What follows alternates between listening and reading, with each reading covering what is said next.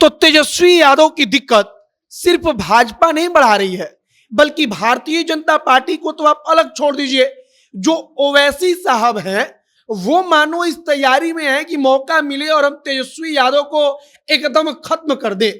एकदम खत्म कर दे का मतलब कि राजनीतिक तौर पर तेजस्वी यादव को आसमान से पटक कर सीधे फर्श पर ला दे। और हम ऐसा क्यों कह रहे हैं? तो हर कोई जानता है कि तेजस्वी यादव इस कोशिश में लगे हैं कि किसी भी कीमत पर मुसलमानों से कहना है, मुसलमानों को विश्वास दिलाना है कि हम आपके अपने हैं और आप हमारे अपने हैं। लेकिन ओवैसी साहब का 18 और 19 तारीख को बिहार दौरा है। अब बिहार दौरा क्यों हो रहा है, किस कार्यक्रम के तहत हो रहा है? तो जिस कार्यक्रम में ओवैसी साहब शामिल होंगे उसका नाम है सीमांचल अधिकार यात्रा। और सीमांचल क्या है?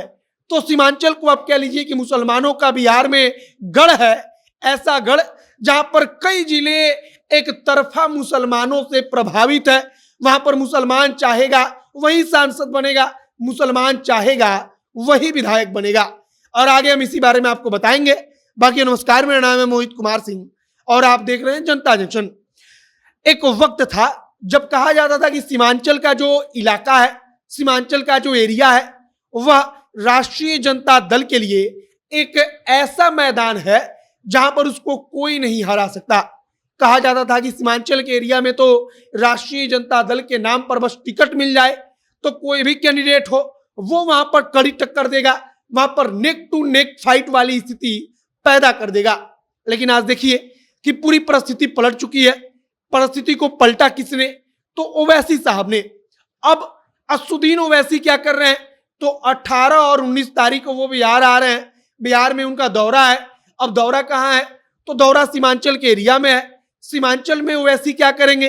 तो सीमांचल में एक यात्रा निकल रही है जिसका नाम है सीमांचल अधिकार यात्रा। अब जो ओवैसी की पार्टी है उसके एकमात्र बच्चे विधायक और प्रदेश अध्यक्ष अख्तरुल इमान, उनकी तरफ से यात्रा निकाली जा रही है। अब यात्रा में जब ओवैसी शामिल होंगे तो क्या होगा? तो निश्चित तौर पर कहा जाएगा कि सीमांचल मुसलमानों का सबसे बड़ा गढ़, यहाँ पर राष्ट्रीय जनता दल हमेशा जीतती रही। लेकिन देखिए वो लोग इतना दिन सत्ता में रहे, फिर भी उन्होंने सीमांचल को क्या दिया? मुद्दा यह भी उठेगा कि सीमांचल के मुसलमानों के लिए राष्ट्रीय जनता दल ने क्या कर दिया। और निश्चित तौर पर ओवैसी जानते हैं कि अगर सीमांचल में मुसलमानों का मुद्दा उठेगा, मुसलमानों पर टीका टिप्पणी होगी, तब निश्चित तौर पर उनका पलड़ा भारी होगा। और तेजस्वी यादव तथा राष्ट्रीय जनता दल इस बात को बखूबी जानते हैं कि ज्यों ज्यों सीमांचल में ओवैसी का आप कह सकते हैं कि प्रभाव बढ़ेगा, त्यों त्यों सीमांचल में राष्ट्रीय जनता दल कमजोर होगी। क्योंकि सीमांचल का एरिया हो या किसी भी बिहार का कोई कोना हो, वहां पर राष्ट्रीय जनता दल का फॉर्मूला है कि यादव और मुसलमानों का समीकरण मिल जाए, MY समीकरण जिसको हम कहते हैं, वो MY समीकरण मिल जाए और हम वहां पर चुनाव जीत जाएंगे। लेकिन सीमांचल जो है, जो सबसे मजबूत किला था मुसलमानों के गढ़ का, जहां पर राजद जीतती थी, वो जो किला है उसमें दरार पड़ चुकी है। 2020 के विधानसभा चुनाव में हम सबको देखने को मिला। 2020 के विधानसभा के चुनाव में सीमांचल के एरिया में राष्ट्रीय जनता दल का बुरा हाल हो गया। अब क्या हो रहा है? तो अब राष्ट्रीय जनता दल को टक्कर देने के लिए ओवैसी 2024 के लोकसभा चुनाव पर नजर गड़ाए बैठे हैं। ओवैसी की पूरी कोशिश है कि 2024 के लोकसभा के चुनाव में वहां पर अपनी पार्टी के उम्मीदवार को जिता दिया जाए।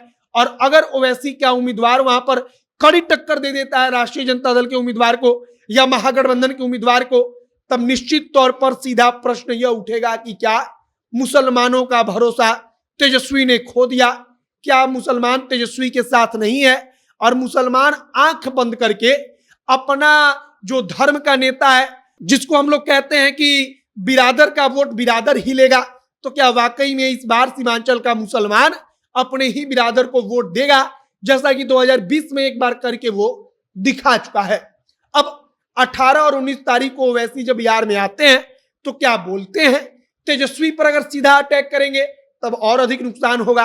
आगे जो भी नई जानकारी, जो भी नया अपडेट आएगा, सब कुछ हम आप तक पहुंचाएंगे।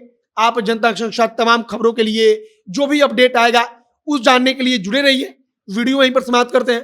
कैमरे पीछे पीयूष खड़े हैं और मैं मोहित कुमार सिंह। बहुत बहुत धन्यवाद।